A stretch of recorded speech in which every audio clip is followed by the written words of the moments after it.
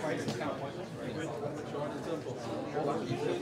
Is everyone here? There's no more seats anyway, so. How are you doing? Welcome. We have an amazing panel of speakers tonight. I'll just say a few words about the Hive think tank, introduce myself, welcome you, and we get started. So my name is Pashu Christensen, I'm with the Hive, and I'm going to say a few words about the Hive think tank. Who is new to the Hive think tank tonight? Who doesn't know the Hive think tank? Okay, welcome. So we host events every week, almost all focused on big data. The community, which we are part of, is a community of 7,000 members here in the Bay Area. And we are also hosting events in India, in France, and soon in Brazil. So you are welcome to join these events as well if you're traveling. These are our upcoming events. And we have other really exciting events over the summer, so make sure to stay tuned on our meetup group. We'd like to thank our sponsors tonight. We'd like to thank Paris Hui especially for hosting us. Also, I know that Aerospike has a little surprise for you tonight, a raffle. And maybe Gina, you can say a few words about the raffle? Okay. Yeah, hi everybody. I think many of you have filled it out already, but Aerospike is doing a raffle for a $100 Amazon gift card. Just come to our desk and fill out the survey, and you'll be automatically entered in for that. And if you have any questions about Aerospike, please don't hesitate to come talk to me or anyone on our team. Thank you. Thanks. Thank you. One last thing. Please continue the conversation online. If you have questions, ideas, comments, use the hashtag HiveData. This is the password for the Wi-Fi tonight. So we would love to hear your thoughts online, and feel free to reach out to us after the event as well. And with this, Thiem Ravi, the founder of the Hive. Thank you, Pashu. So I'm excited personally to see sort of the new dogs, old dogs of database all congregate together. And so it's going to make for an exciting event. And so the Hive is, as many of you know, early stage funding entity. We also are a studio that creates companies. We will not create a company that competes with any of these gentlemen's companies, because we're very focused on applications and use cases of data. So it will sit on top of what these folks are doing. 3 segments: IoT, enterprise, online. And so there's been a bunch of press around us, a bunch of acquisitions and so forth recently. So you can see kind of retail and e-commerce, ad tech, data center management, IoT, sales, marketing, CRM, consumer online, and we have a few that we'll be announcing soon. We are hiring a bunch of people. Especially, I'd love to bring your attention to sort of our summer intern program. So we're looking for people who will work on blockchain, who will work on deep learning, who will work on index of everything, which is related to ambient intelligence, on just image video recognition, and a marketing intern. So don't be a stranger when you tweet. Use the hashtag HiveData so people can follow you. And I'm very excited to have my good friend Nick today moderate the panel. Nick is with Enterprise Strategy Group, ESG. ESG has been, I've been close to them for maybe about 15 years. They're almost family to me. And so I'm excited to have Nick here moderate the panel. The way we'll do this is we'll have, do we have presentations? So we have some presentations. So people will introduce themselves and have presentations. And then sort of Nick will initiate the panel, followed by Q&A. So with that, I'll hand it over to Nick. And don't leave because there's something else coming up from Aerospace. Thank you, Ravi. All right. I just want to make sure everybody says thank you, especially to Ravi and Pasha for organizing this tonight. It's a really great event. We're really excited to be here. I think the talent that's on the stools here, the talent that's in the room here is just spectacular. This was something that came up in a discussion we had over lunch about 4 or 5 months ago, talking about how much the world of databases is changing today. And it seems like for an industry that's been around for decades, you wouldn't expect rapid innovation to suddenly kick in 30, 40, 50 years later. But we're in this new era, and there is a lot of change going on, and this was an opportunity to really look at how are people addressing those changes? How are they addressing those opportunities? I don't know if the reason Ravi stumbled on Enterprise Strategy Group, we used to be Enterprise Storage Group. We started out as a consultancy a long time ago at the infrastructure level, but we've, like many of you, maybe come up the stack looking more at big data and analytics, looking at application development and delivery, data platforms, because that's where a lot of the excitement in the space is today. So it's really going to be fun to look at some of the different philosophies. Just a quick question before we start. How many of you saw IMDb and thought this was going to be about finding who was in what movie when? All right, just checking, we got the right audience. So in-memory database, I actually don't love the acronym IMDb, but there are a lot of different ways of looking at it, a lot of different ways of approaching it. Some of these companies have come at it from a long history of building traditional relational databases, and as Guy and I were saying before, well, is in-memory really new? Haven't databases always been about using memory effectively, being able to get your data as fast as possible, and what other considerations are there? A quick comment on the range of people we have. Like we said, we try to pick a good range. We also recognized we only had a couple hours to get through this, and if we invited everybody who did in-memory or could claim some weight in memory, we'd be here for 3 or 4 weeks. We also had a little bit of scheduling conflict with Microsoft Ignite, SAP Sapphire this week. Calendar is trying to get all these great brains in the room at once.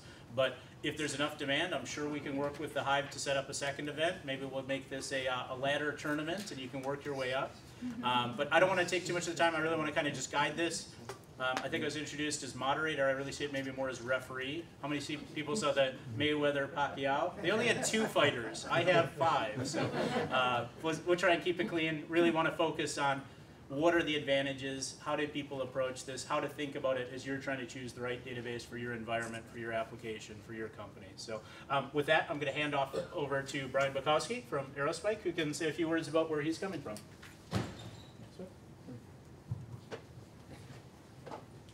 Hi. You guys have this crazy one. Hi, great to be here at the Hive. So the format, we've all got a couple of minutes. This is my one chance to brag about our products, so bear with me. So our approach to in-memory databases when we founded the company in 2009 was to look at internet workloads and to recognize that a lot of great work has been done in analytics, but at the time there wasn't a lot of great work in the operational database, that front-edge database that you actually run your app on. We've now all seen an architecture that looks kind of like this, with a lot of analytics, a lot of different kinds of analytics for different queries, in-memory systems, rotational systems, Hadoop, big data, small data, fast data. But then you also need a front-edge app server. Instead of a model where you're using SQL as an abstract representation language, we're seeing a model where you've got your app server as your compute layer. With your app server as your compute layer, you really want an in-memory system doing fast, predictable, simple in some ways, database access. It's better than a block store, it's better than a file system because as a database you can control consistency and have higher level primitives. So this is the data stack that we've been working on. Over the last 5 years, we've had a lot of high-scale deployments primarily in advertising technology. So these are cases where you've got user profile stores, real-time bidding, advertising optimization in front of some big data systems. The scale that these guys operate at are millions of transactions per second and 10s to 20s to 50 terabyte, essentially caches in front of their big data systems. So where we're at is we see the system of in-memory evolving from single server systems and into distributed. There's a lot of open source systems like Redis that have proven the capability and speed of in-memory on single server, but the world is now all about distributed systems. We went open source about mid last year. We were closed source up until then. And it's been an interesting journey from closed to open. So you can just use Aerospike right now in terms of actually downloading it and using it. So it's not just about petabyte scale front edge systems. I also talked to a fellow who switched out from Foundation DB after the Apple merger into Aerospike and has a great app called MooChat that's used for chatting during meetups. So even that is the same kind of model we're talking about here. And that's our take on in-memory databases. Thank you.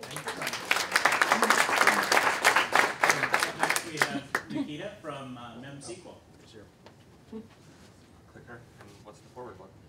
It's the one to the right. All right, so my name is Nikita. I'm the CTO of MemSQL. And MemSQL is a real-time database for transactions and analytics. So the interesting thing about MemSQL is it actually supports SQL, and it can use SQL for real-time, very low latency queries against the database. And at the same time, you can use it to generate reports. And so what recently happened is that Gartner, and I think we have a Gartner representative here, introduced a new category called HTAP, which stands for Hybrid Transactional and Analytical Processing, that basically merges OLAP and OLTP. And there's certainly workloads that people want to run on the intersection of things. So, I just came back from New York, where I worked with our banking customers, and that's exactly what they want to do. They want to ingest data in real time, coming from their risk analysis and whatnot, and generate reports, display them, and serve it to thousands of analysts, all in real time. So the one interesting kind of side effect that people who go and deploy MemSQL and then MemSQL kind of spreads within the organization enjoy is the ability to use less ETL. I can unfortunately proclaim the death of ETL, something that everybody hates. Stands for extract, transform, and load for non-super database audience here. And this is basically the process of taking data, munging it, and moving it from one system to another. And everybody hates it. So if you have a very capable distributed system, and I completely agree with Brian that it's all about distributed these days, then you can live in the world where ETL is irrelevant, or at least less relevant. One thing that we consistently see when we work with our customers is that people want to merge real-time and historical data together. And I think this is the similar thing that the Hadoop ecosystem people say, that they want to kind of capture all the data inside the ecosystem. The way MemSQL approaches it through database technology. We have in-memory real-time row store, and then we have on-disk column stores for high volume, but still very fast data for reporting. So in-memory delivers on HTAP, and for OLTP it gives you this sub-second, sub-millisecond sometimes, predictable latencies. Predictable is an interesting word, and I think Brian again will agree with me that many people, especially in NatTech, where we also have quite a few customers, really want you to deliver on predictable latencies. And in analytics, you can access data as it goes, reduce ETL, and if you deliver on velocity, it will lead to volume, and then you need to store that volume somewhere. So anyway, that's MemSQL, the database for transaction and analytics.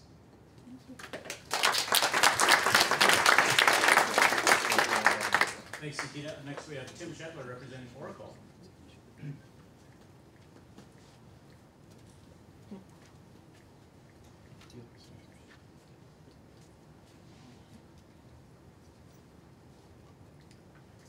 Oh, good evening.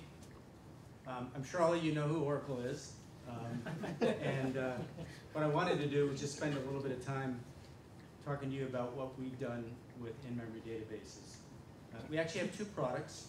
For those of you who know the history of in-memory databases, the very first commercial in-memory database was from a company called Times 10, which happens to be where I'm from, which was a spin-off from HP Labs in the mid-90s, which then turned into the first commercial in-memory database in '97 that was then acquired by Oracle in 2005. So times 10 is still an active product inside Oracle. You can kind of see from this diagram, the demarcation for times 10 is that it's a product that's designed for OLTP, and it's designed to live inside an application. It's actually delivered as libraries that get linked into an application. So part of the speed up is that you just don't have that network in between the app and the database, and you don't have that context switching as well, right? So it's really designed for embedded things that you see in networks or securities trading systems that need literally microsecond latency response times. Okay, as fast an OLTP as you can give. The mainstream version of the Oracle in-memory database was released less than a year ago. It's actually built into the mainstream version of the latest release of the Oracle database 12c. It's an add-on option, so customers have to pay for it to get it. And it's enabled as a way to transparently accelerate analytics workloads that are running with an existing Oracle database. So the particular challenge that Oracle has is we've got hundreds of thousands of database customers worldwide, and probably tens of thousands of packaged applications that are designed for the Oracle database. Our first goal was to not bring out something that was going to require changes to all those applications, or that was going to be incompatible with existing apps. So we built this add-on so that anything that was working with the Oracle database was immediately compatible using the in-memory options. So people can just try it out, see what it does, decide if they want to keep it or not. Like most things, they can get better performance if they restructure the application or write new modules, specifically to take advantage of what you can do in memory. But nonetheless, our goal was to really make sure it was an easy thing to adopt. That's it. Thank you very much.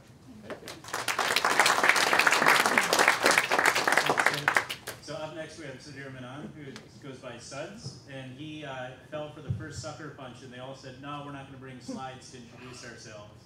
So Suds can talk about what he's doing at Pivotal and does not need slides for backup. I was going to say something about that if you did, but thanks.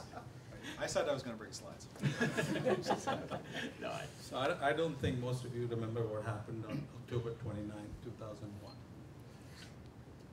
It's like any other day. Yeah? Enron crashed.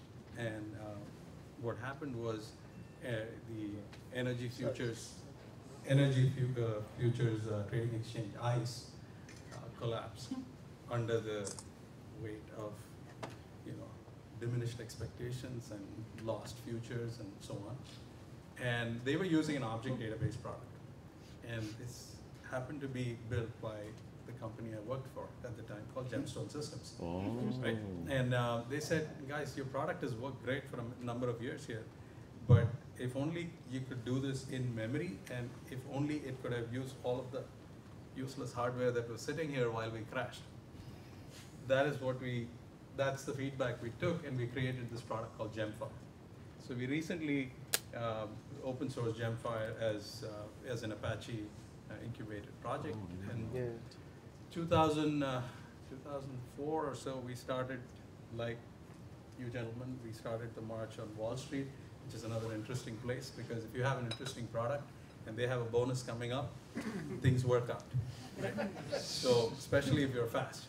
So Gemfire was one of the first in-memory data grid products, which actually built up a persistence layer, not for reasons of persisting data, but because we wanted to recover a terabyte grid much faster than reading it from one of the classic database products that still acted as the system of record. And that's how we started to be used as an in-memory store of record, an operational store focused on all kinds of interesting problems that I'm sure we'll talk about. I agree with these guys that it's not about in-memory. Speed is just one thing. I mean, if you can make the assumption that everything's in memory, you can do some pretty interesting things. But it was mostly about scale. It's about responsiveness, concurrency, and most importantly, elasticity.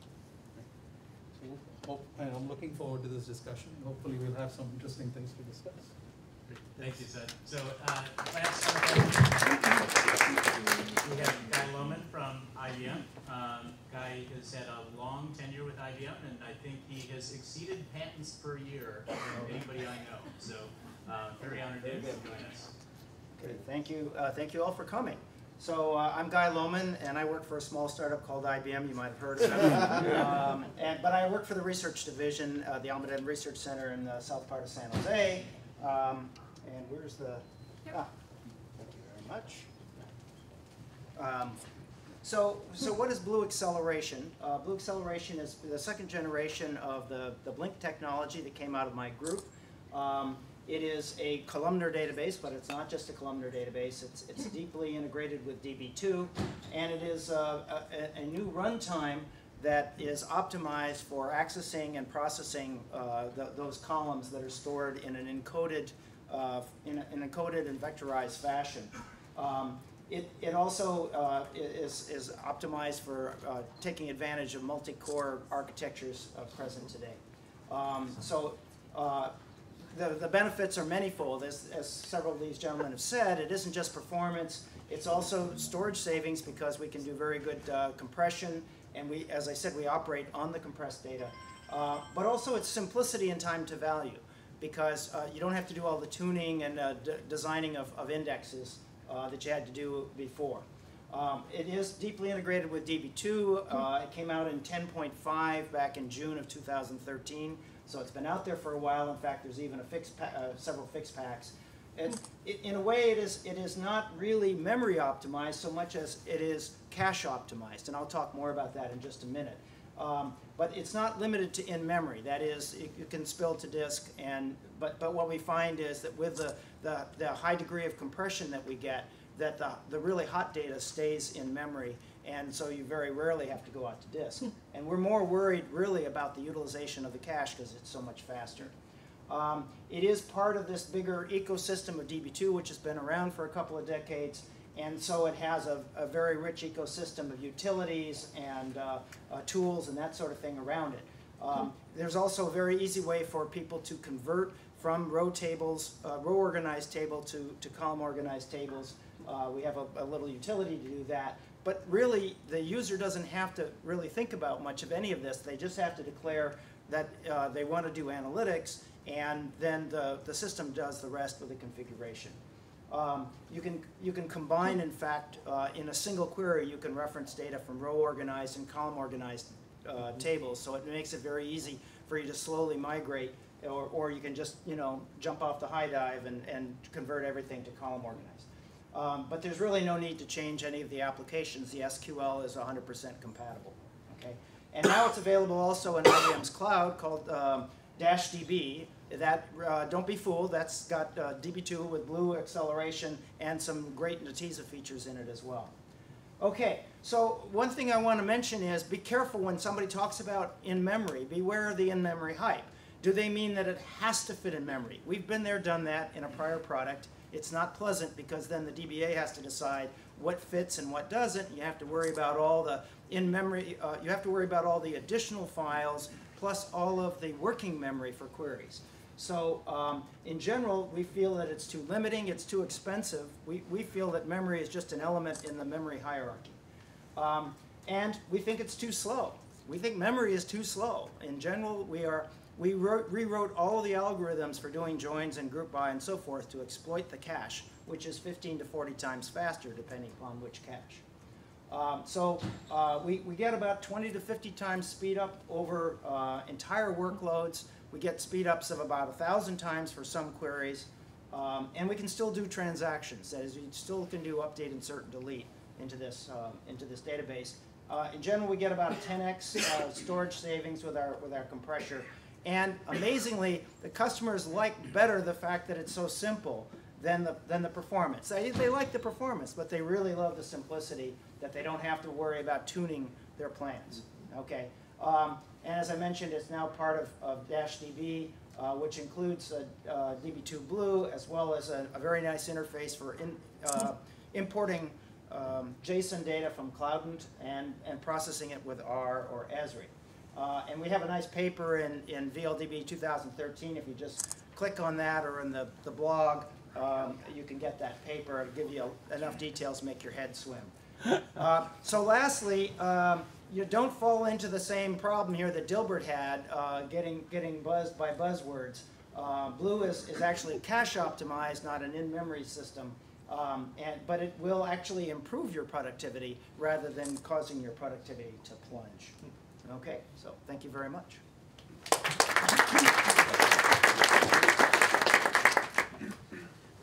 I don't think we have any more slides, so at this point we're going to just go into a series of questions and see where we get with exploring these topics. I want to tease out some of the things. Like any great panel, they're way ahead of the predefined questions we set up and have already introduced a lot of different ideas. The first one I wanted to go at, which I think is interesting, is everybody gets that this concept is around speed.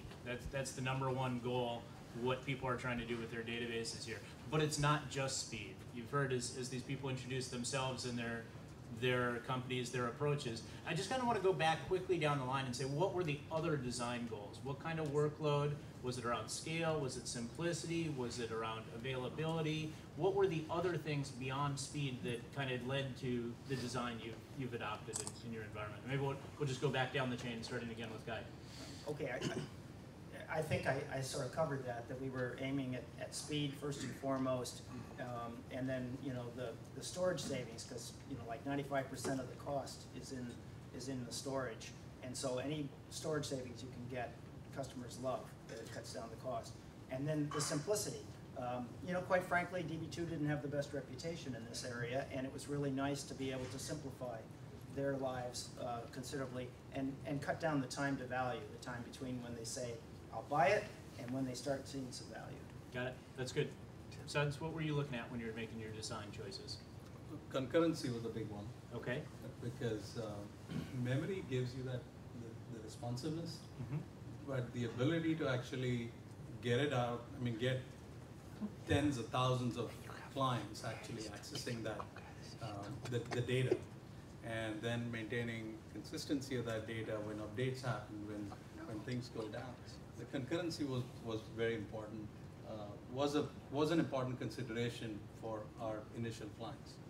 And since we were working on Wall Street, the other design center that we had to optimize for was data had to be consistent. And when you move from a single system architecture to having a distributed pizza box architecture, as we call it, things fail. And then the rest of the complexity is around how do you address those failures? How do you make sure that when your processes go down, when machines go down, when disks go down, switch, network switches, data centers, when all of these things go down, how do you ensure that A, you're serving consistent data, and B, how do you make sure that the system is still available? Maybe crippled, but available. So because of taking a more distributed approach, that had some other implications we needed to look at. Which you needed to look at. Yep, absolutely. Tim, what was Oracle's approach here? Well, certainly, as I mentioned before, Oracle database is 37 years old. So there was a lot of development that we didn't want to have to rebuild. In addition to being transparent to any existing applications, we wanted to make sure we could inherit all the logging recovery, all the mechanisms that had already been built to support regular transactional workloads. So it wasn't your development time you're trying to save, it was your customer's development time. Yeah, well, absolutely. Yeah, both, to be honest with you. The other thing that was really important was kind of what Guy said, that we be able to support databases of an unlimited size. We didn't want to be constrained by just what would fit in RAM. We all kind of do compression. We all do some of the similar things, but when you talk about big data warehouses, which is often the best use case for in-memory analytics, they could be many terabytes in size. It costs you a lot, even in today's prices for RAM, to hold 10 terabytes in RAM. So we wanted to be able to quickly and transparently spill into flash and to disk as well. So there were a lot of considerations, but they kind of all come back to transparent acceleration. That's good. Yeah, the tiered model is something we're going to come back to in a minute, because I want to talk about the different layers of resources and how they get pulled in. But Nikita, you have maybe one of the youngest databases, but I know you worked with SQL Server and you worked at Facebook in the past, so some of the lessons you have from those probably came as you were shaping this one. Well, yeah, absolutely. So, interestingly enough, MemSQL started around predictable and fast queries. But then we gave people SQL, And the moment you do that, people want to do more stuff, and they want to do more analytical stuff as well. And then as MemSQL evolved, and then we were kind of understanding our customers really, really well and getting to the bottom of what they fundamentally want to do, we realized that, well, yes, once you give people SQL, they just didn't want to do more, and it created different storage mediums that we wanted to support as well. So in 2013, I had a conversation with Stonebreaker at ICGE, and he said, you know, I think OLTP is going to end up in memory, and it's going to end up in a row store in memory eventually. And he said it's going to be like $5, and literally his words. He said roast? Row store, yeah, for OLTP. OLTP, yeah. Volt DB is not roaster. This was after he finished with that, right? Yeah, it's going to be $5 in the corner doing your OLTP because they're fundamentally kind of small. Now these guys actually disproving that some of the OLTP workloads are quite big. But then for analytical purposes, the real value is going to be in high volume, and that is going to be in column stores on disk. And that's what happened to MemSQL actually, and it happened pretty much naturally as we just like listened to our customers, understood them very, very well, and made solutions that work well. And then one non-obvious design goals that MemSQL always had is to make it incredibly simple to put data into MemSQL. So from the moment you decide you want to have data in MemSQL, even though you don't have MemSQL up and running, you can go spin it up in the cloud or in your local data center on a large cluster, and we have hundreds of nodes in our clusters. And then start pushing data in. You can very, very quickly grab data from different mediums, from different storages, from Amazon S3, and just like shove it in, and then start getting value and driving value out of it. Great. And Brian, you've also had the opportunity to start fresh after you've been down the road a couple of times. What were you looking at? Yeah, so our first design point was, let's say you had to build the Yahoo homepage in 2008. Any of you who know some of those Yahoo engineers, they had a pretty, what I would call Rube Goldberg design, where it used Berkeley DB, they had servers that they FTP'd files onto, and a big load balancer, and about 10 guys just keeping up one page. And I was at a company in ad tech where we suddenly one day, as part of our recommendation engine system, received almost all of the Yahoo front page load. And that service lasted maybe 3 seconds before just crumpling like a bug, right? And it was terrible, right? We had this $25 million funded Kleiner company. We said we're going to take over the world. And we lasted 3 seconds when we had our day in the sun. And I never, ever wanted to do that again. When I finished with that, left that company, I had calls from 3 different companies asking me to come and do in-house, in-memory databases. And I said, well, and one of them was Netflix, and one of them was Danger. You guys remember Danger? The company whose email systems crumpled like a bug under high load and lost everyone's email. So they called me about 6 weeks ahead of time, and I said no, thankfully. So when you're running an operational service, those of you who have actually done it in production, it's hard. It's stressful. Most people don't get how hard it is. We wanted a system that, even under load, had great failure characteristics. When you lose a node, there's no thundering herds, the thing stays up. And that's when your brand is on the line, when you're a company like Yahoo, when you're an advertising platform company, when you're an Adobe with a billing system, when you're systems like that. Operational simplicity and effectiveness was one of our core goals. We also foresaw Flash, and we said in-memory is going to change with Flash. Today I was down at SanDisk yesterday, and they now have a 3U half petabyte system that costs under $1 a gig. So that's 3U, half a petabyte, under $1 a gig. It doesn't have crazy volume managers. It doesn't have the kind of reliability that a block store and a SAN has. It's built for Hadoop and NoSQL systems to run at that scale. And this is only the beginning. Flash is about to do 2 more doublings in the next year and a half, according to most predictions. So we're going from 8 terabyte 2U drives up to 16, up to 32 terabyte 2U drives. So what we saw was that the entire technology of databases needed a rewrite in Stonebreaker's terms because it was all moving to in-memory, but not to RAM. It was moving to flash. So the parallelism of RAM combined with the unique characteristics of flash were clearly part of our design goals.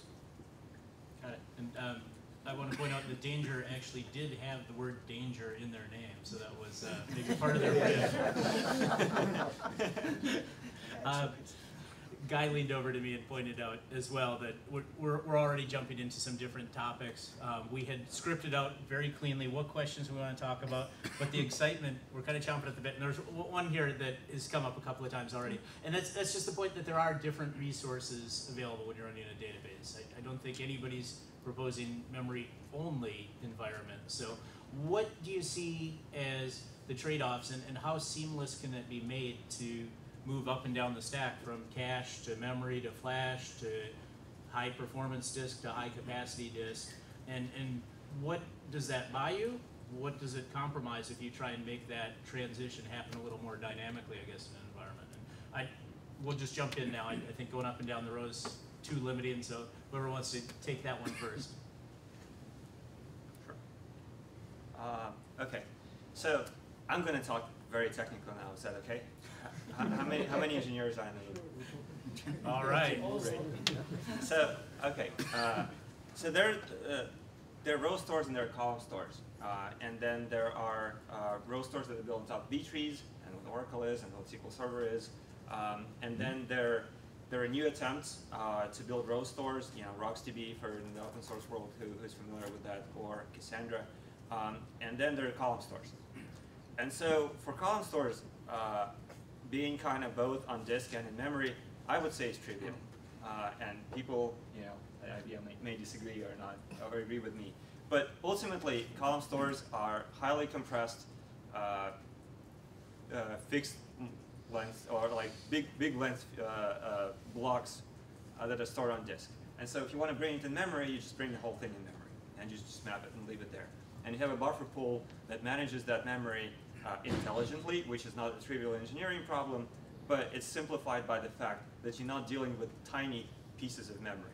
You have a large continuous block of data. And then, you know, at runtime,